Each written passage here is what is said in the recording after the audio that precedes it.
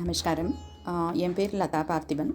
நான் 4 வருஷமாக இந்த grace of yoga program attend பண்ணிகிட்ருக்கேன். ஸோ எவ்ரி இயர் சத்குரு இதை டிசைன் பண்ணும்போது சம்திங் ஒரு நியூ எலிமெண்ட்டை அதில் கண்டிப்பாக சேர்த்து நம்மளுக்கு டிசைன் பண்ணியிருப்பாங்க.